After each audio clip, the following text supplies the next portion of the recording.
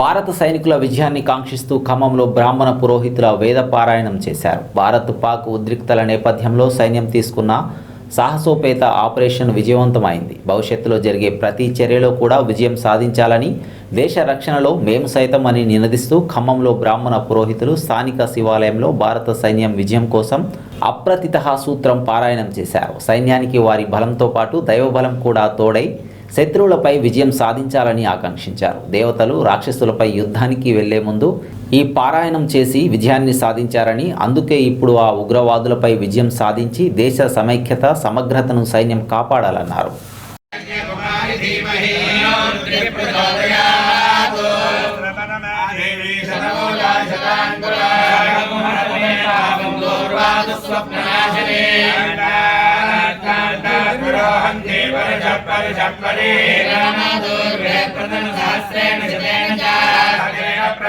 सहस्रेण विरोहसी देवी सखे विजयक्रांते रथक्रांते विष्णुक्रांते वसुंधरा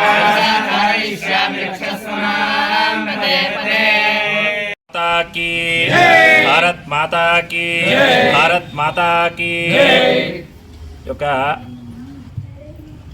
భారత సైన్యానికి అనేక వర్గాల నుంచి అనేక రకాలైనటువంటి వారికి బలం చేకూరుతుంది. అలాగే మనది వేదభూమి కనుక, భారతదేశం అంతా కూడా వేదభూమి కనుక సనాతనమై అలాగే నిత్య నూతనమై ఎప్పటికీ కూడా ఉండేటటువంటి వేదమాత యొక్క ఆశీర్వచనం కూడా ఆ యొక్క భారత త్రివిధ దళాలు ఏవైతే ఉన్నాయో వాటికి కలగాలి అని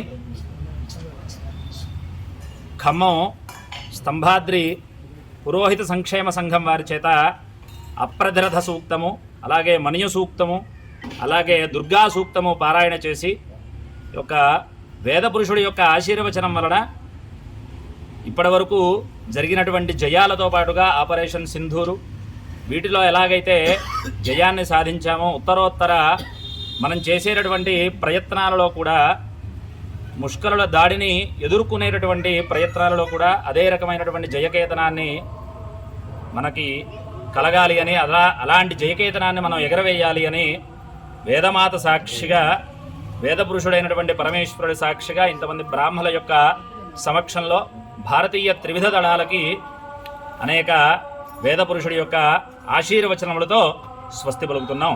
జై బలో భారత్ మాతా की జై బలో భారత్ మాతా की జై బలో భారత్ మాతా की